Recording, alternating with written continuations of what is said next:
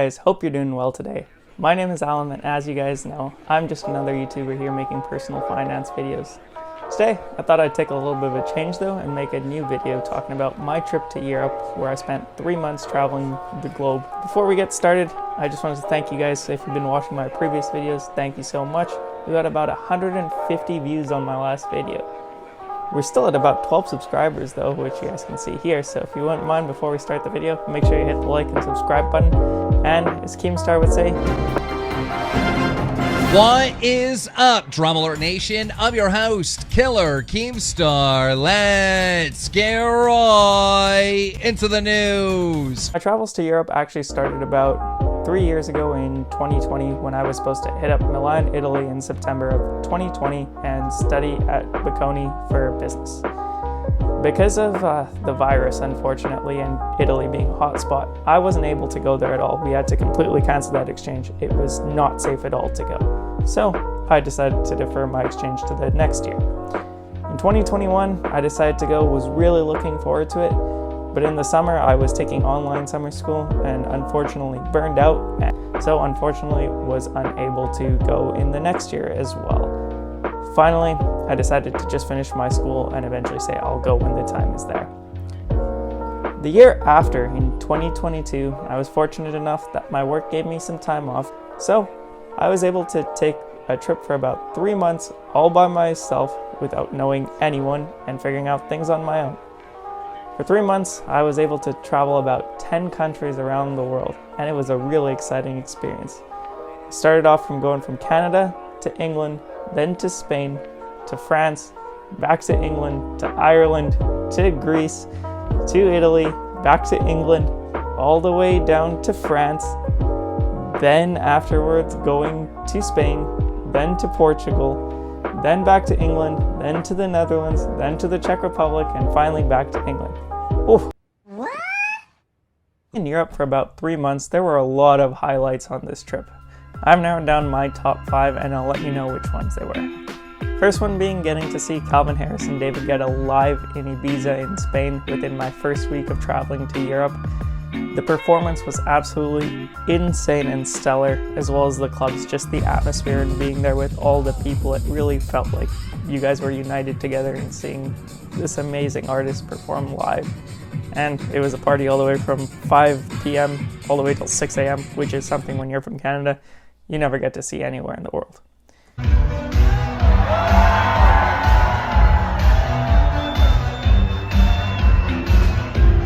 Number 2, I think, would be going and seeing Disneyland for the first time, the one in Paris. Now, even though I am from Canada, I've never been to Disneyland before in my life. My mom and my dad, they always promised me we would go, but they never delivered, unfortunately, so I said, screw it, I'm gonna do it myself. Went and saw everything for 2 days and had an absolute blast there.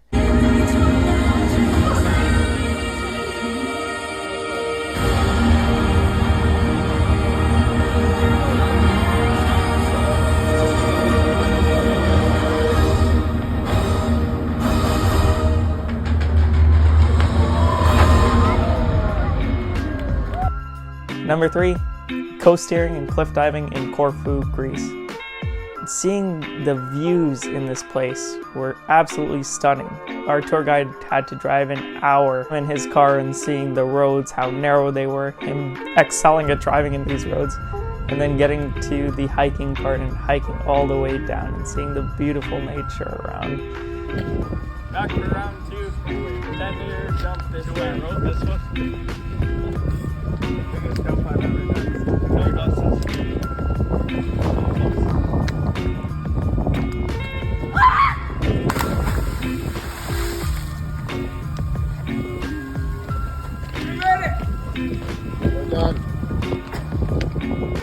Number 4, I would say, would be making pizzas in the original place of location where margarita pizzas were made, Naples, Italy, and also getting to see the Vatican in Italy.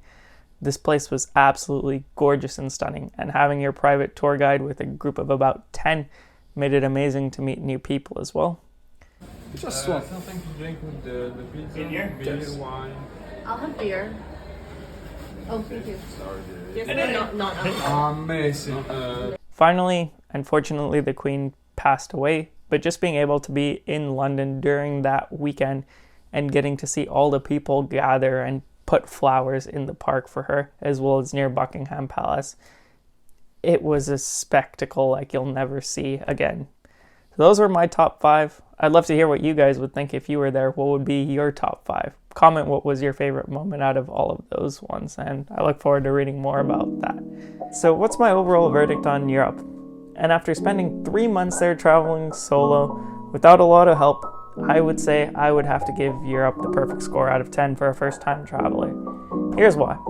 If you're coming from North America, you may not be familiar with new cultures, and it may come to a culture shock going for the first time to a new place. Europe provides the perfect amount of culture change for you. It's not going to be too overwhelming. You may have to deal with some uncomfortabilities, but compared to some other locations around the world, it's not going to be too bad. Language barrier, also a big thing for some people. It's not going to be too bad. Most people do speak English there, so you won't be in trouble. And if not, you do always have the translator for the odd places you need help. Overall, I think with Europe, for me at least, what would I want to do if I was a seasoned traveler, or for me, if I decided to go there another time? Well, I think one would be to go more to Central or Eastern Europe for sure on my own. For me, it goes to exploring more uncomfortable places. Culture shock for sure, that would be an area that I might not be too familiar with, as well as language barriers. This might be the issue here. But you know what?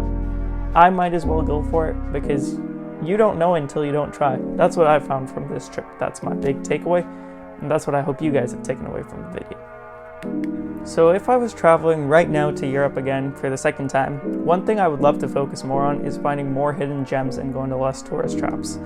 Of course, going to seeing the Eiffel Tower, going to see Buckingham Palace, going to Disneyland, Paris, going to the Acropolis, these were great places to go to, but I would say finding more tourist traps is not the best solution here. Once you get more seasoned, you want to find more gems and capture the true nature of the location. For example, the place I went to, Corfu, not that expensive to go to in the off season. Maybe for flights, for the hostel I was staying at, for food, for my experience for cliff jumping, for taking the bus, everything for 3 days I think was about 200 euros, and 100 of that went specifically to going to the cliff jumping because he gave me a ride all the way there. So you know what I would say about that is find more hidden gems, look online, see what people are saying, and try something a little bit new that maybe not everyone's going. Go a little bit against the grain, and you know what? You never know. You might find something you absolutely fall in love with and want to move there in the future. So those are my 2 things I think I would work on if I was going as a seasoned traveler. If you guys made it all the way to the end of this video, thank you guys so much for watching. Hope you guys enjoyed the video so much, and we'll talk to you guys later.